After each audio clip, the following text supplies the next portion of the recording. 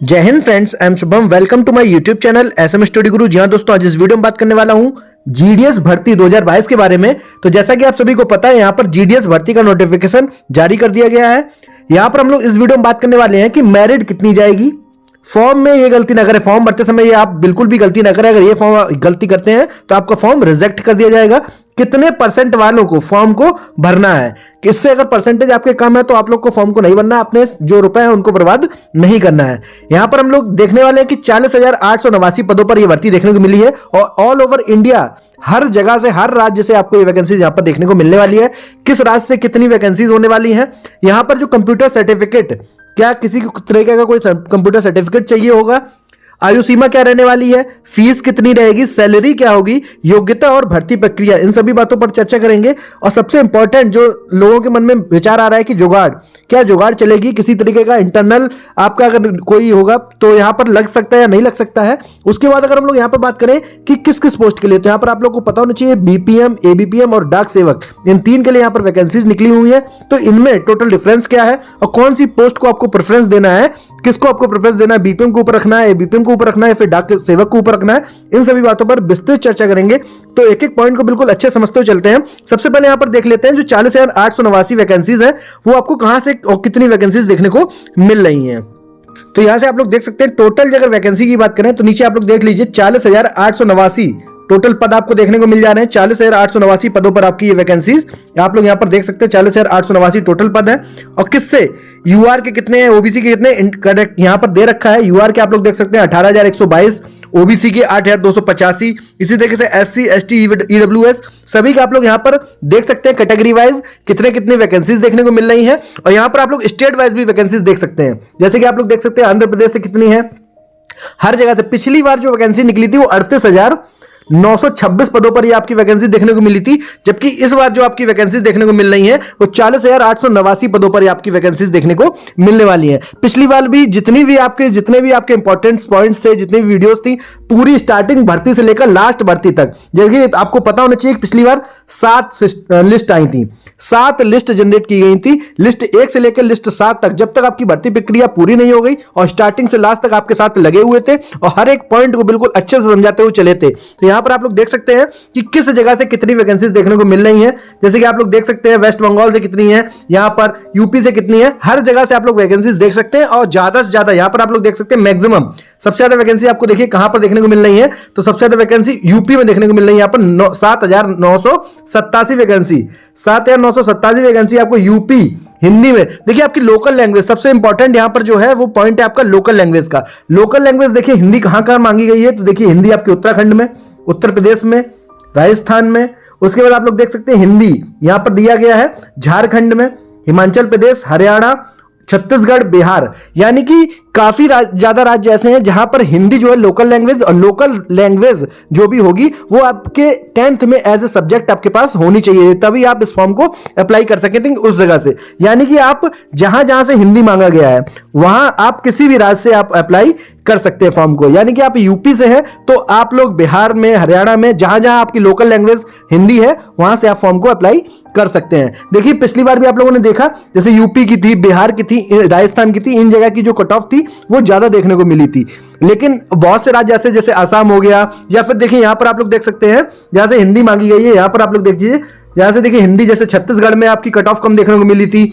और आप लोग यहां से देख सकते हैं यहां आप हिंदी, उत्तराखंड देखिए उत्तराखंड से भी कम कट ऑफ दी है, यूपी की और बिहार की सबसे ज्यादा कट ऑफ देखने को मिली थी। तो आप लोग अगर चाहते हैं कि आपका सिलेक्शन हो जाए तो आप किसी और स्टेट से भी फॉर्म भर सकते हैं जहां से हिंदी आपकी लोकल लैंग्वेज है। उसके बाद यहां पर अगर हम लोग बात करें, यहां से आप लोग देख सकते हैं बिल्कुल आपका जो नोटिफिकेशन निकला है यहां पर बिल्कुल डिस्कस कर लेते हैं। नोटिफिकेशन आप लोग देख सकते हैं 17/21/2023 जीडीएस का डेट आप लोग देख सकते हैं 27 जनवरी 2023, यानी कि आज की डेट है। आज से फॉर्म भरना आपके स्टार्ट हो चुके हैं।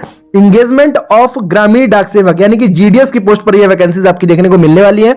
इसमें टोटल देखिए आप लोग यहां पर बिल्कुल यहां पर देख सकते हैं कब से फॉर्म भरना स्टार्ट है, तो 27 तारीख से आप लोग यानी कि आज से फॉर्म भर सकते हैं। और लास्ट डेट इसकी रखी गई है 16 फरवरी, 16 फरवरी इसकी लास्ट डेट रखी गई है। यही अगर करेक्शन की बात करें, मान लीजिए फॉर्म में किसी तरीके कोई गलती हो जा रही, पहले तो मैं बता दे रहा हूं फॉर्म भले ही आप लेट भरिएगा, अगर आपके मन में कोई संशय रह रही है तो आप लोग पहले पूछ लीजिएगा, फॉर्म में गलती मत करिएगा। यहां पर देखिए करेक्शन, मान लीजिए किसी का एडवांस गलती हो जा रही तो आप लोग 17 17 फरवरी से लेकर 19 फरवरी तक आप लोग फॉर्म में करेक्शन कर सकते हैं। बाकी अगर हम लोग यहां पर बात करें, देखिए आप लोग यहां पर देख सकते हैं कि जो पोस्ट के लिए, किस पोस्ट के लिए कितनी सैलरी यहां पर रखी गई है। तो सैलरी आप लोग देख सकते हैं बीपीएम के लिए 12,000 रुपए से 29,380 और एबीपीएम और डाक सेवक के लिए यहां पर आप लोग देख सकते हैं 10,000 से 24,470 रुपए तक आपकी सैलरी रखी गई है। देखिए बहुत से लोगों के मन में आ रहा होगा कि बीपीएम क्या है, एबीपीएम क्या है या फिर डाक सेवक क्या है, तो इनमें क्या डिफरेंस है और क्या जॉब प्रोफाइल होता है। अगर आपको अभी देखना है तो इसके लिए मैंने ऑलरेडी एक वीडियो दे रखी है। जैसे पिछली बार जो वैकेंसी निकली थी उसमें बहुत से स्टूडेंट का संशय था, तो वहां पर हम लोगों ने एक स्पेशल वीडियो बनाया था बीपीएम, एबीपीएम और डाक सेवक की जॉब प्रोफाइल के लिए, कितनी सैलरी मिलती है, क्या क्या काम करना पड़ता है। उसके लिए अगर आप लोग को देखना है तो ऊपर आई बटन पर मैं लिंक दे दूंगा, आप लोग वहां से जाकर इजीली चेकआउट कर सकते हैं और देख सकते हैं। टोटल वहां पर 50,000 से प्लस उसमें आपको व्यूज देखने को मिल जाएंगे और बिल्कुल एक एक पॉइंट को बिल्कुल अच्छे से क्लियर वहां पर किया गया है। उसके बाद यहां पर देखते हैं इंपॉर्टेंट पॉइंट और क्या हो जाएगा। सबसे इंपॉर्टेंट बात यह है कि यहां पर 19 फरवरी इसकी लास्ट डेट है और यहां पर आपका जो रिजल्ट देखने को मिल जाएगा वो थर्ड और फोर्थ वीक ऑफ फेब, यानी कि आपको जो फेब में ही इसकी फर्स्ट मेरिट लिस्ट आपकी फेब में आ जाएगी, जिसको डॉक्यूमेंट आपके वेरिफिकेशन जो होगा वो आपके मार्च फर्स्ट वीक से आपको 15 दिन की, अगर मान लीजिए फर्स्ट लिस्ट में आपका नाम है तो आपको 15 दिन के अंदर अपना डॉक्यूमेंट वेरिफिकेशन कराना है और 100% आपको इसका जो रिजल्ट है वो 20 तारीख से लेकर 28 तारीख तक आपको देखने को मिल जाएगा। 20 से लेकर 28 तारीख तक, 28 फरवरी तक देखने को मिल जाएगा। तो बहुत ही अच्छी वैकेंसी है और एक महीने में अगर आप सरकारी नौकरी चाहते हैं तो आपको सबसे सुनहरा मौका है एक महीने में सरकारी ऑफिसर बनने का। यहां से आप लोग देख सकते हैं कि एज लिमिट, एज क्राइटेरिया क्या रखा गया है, तो आप लोग देख सकते हैं मिनिमम 18 साल और मैक्सिमम जो है 40 साल एज रखी गई है। और एज रिलैक्सेशन की अगर हम लोग बात करें तो आप लोग रिलैक्सेशन देख सकते हैं। SC/ST के लिए 5 साल का, ओबीसी के लिए 3 साल का, ईडब्ल्यूएस के लिए किसी तरह का कोई रिलैक्सेशन नहीं है।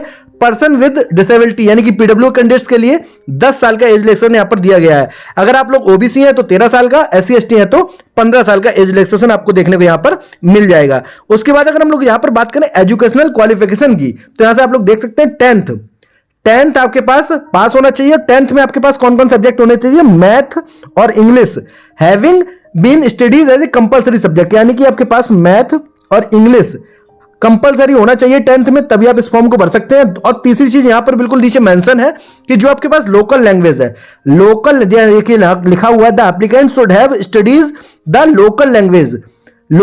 जैसे मान लीजिए आप फॉर्म भर रहे हैं यूपी से, तो आपके पास हिंदी लोकल लैंग्वेज है, तो हिंदी आपके पास 10th में होना चाहिए, तभी आप इस फॉर्म को अप्लाई कर सकते हैं। यानी कि मैथ और इंग्लिश जो है वो कंपलसरी सब्जेक्ट है और लोकल लैंग्वेज आप जहां से भी फॉर्म भर रहे हैं अगर उस लोकल लैंग्वेज को है तभी आपको, यानी कि अगर आप यूपी से फॉर्म भर रहे हैं तो 3 सब्जेक्ट आपके पास होने चाहिए, मैथ, इंग्लिश और हिंदी। 10th में अगर ये 3 सब्जेक्ट हैं तभी आप इस फॉर्म को भर पाएंगे यहां पर। उसके बाद अगर देखिए बात करते हैं अदर क्वालिफिकेशन, यहां पर देखिए दिया गया नॉलेज ऑफ कंप्यूटर। तो कंप्यूटर का कोई सर्टिफिकेट चाहिए? नहीं, बिल्कुल नहीं। आपके पास कोई भी कंप्यूटर प्रॉपर नॉलेज होनी चाहिए, किसी तरीके का कोई CCC, कोई O लेवल, किसी तरीके कोई सर्टिफिकेट की जरूरत नहीं है। यानी कि सिर्फ और सिर्फ आपके पास 10th विद जो मैंने सब्जेक्ट बताए वो आपके सब्जेक्ट हों तो आप लोग इजीली फॉर्म को फिल कर सकते हैं। देखिए फॉर्म को अप्लाई आपको कहां से करना है, तो आप लोग अप्लाई के लिए देख सकते हैं www.indiapostgdsonline.in पर जाकर आप लोग फॉर्म को अप्लाई कर सकते हैं।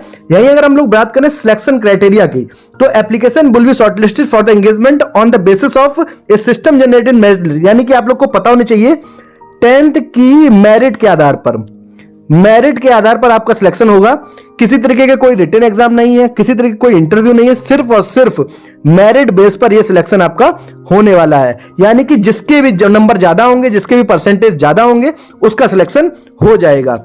उसके बाद यहां पर अगर हम लोग बात करें, मान लीजिए आपकी 10th की जो आपकी मार्कशीट है उसमें मार्क्स और ग्रेड दोनों दिए गए हैं, तो आपको सिर्फ और सिर्फ अप्लाई करते समय मार्क्स को अप्लाई करना है। ग्रेड्स अगर मार्क्स और ग्रेड्स दोनों हैं तो वहां पर आपको मार्क्स को अप्लाई करना है। अगर आप लोगों ने किसी कारणवश ग्रेड अप्लाई कर दिया वहां पर तो आप लोग डिस्क्वालीफाई माने जाएंगे। आपको सिर्फ बिल्कुल ध्यान रखना है कि मार्क्स, यानी कि आपको परसेंटेज में ही आपके नंबर अपने बताने हैं कि आपको कितने परसेंटेज आपके मिले हैं।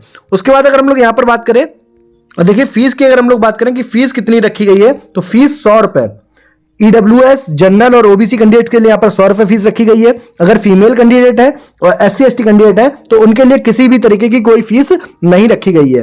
तो अगर हम सबसे इंपॉर्टेंट यहाँ पर बात करें कि आप लोग फॉर्म, अगर आपके इतने परसेंटेज हैं तभी आप फॉर्म को फिल करिएगा। मान लीजिए आपके 60% है, 70% है, 80% है, तो आप लोग फॉर्म भरने की कोई जरूरत नहीं है। लेकिन 80% से प्लस वाले, 80% से प्लस वाले इस फॉर्म को जरूर भर दे, क्योंकि आप लोगों ने पिछली बार देखा था जो आपकी कट ऑफ देखने को मिली थी वो स्टार्टिंग में तो 98%, 97%, जैसे यूपी की मैं बात कर रहा हूं 97%, 98%, लेकिन जैसे जैसे लिस्ट आई, पहली लिस्ट में इतनी गई कट ऑफ, दूसरी लिस्ट में यही 96% हो गई, तीसरी लिस्ट में 95% हो गई, इसी तरीके से घटते हुए 83-84% तक वालों का सिलेक्शन यहां पर हुआ है। अगर आपके 80% से प्लस है, अगर आप जनरल कैंडिडेट है तो आप लोग फॉर्म को जरूर भर दीजिएगा। बाकी SC/ST कैंडिडेट है, फीमेल कैंडिडेट है तो किसी तरीके कोई फीस का नहीं रखा गया है, 100 रुपए की बात है, फ्री ऑफ कॉस्ट यहां पर आप लोग को दिया गया है, तो आप लोग फॉर्म को भर सकते हैं। अदरवाइज अगर आप लोग भरना चाहें तो 100 रुपए की बात है, आप लोग फॉर्म को भर सकते हैं चाहे आपके कितने भी परसेंटेज हो। लेकिन मैं बात कर रहा हूं जिनका सिलेक्शन होगा वो 80% से प्लस वाले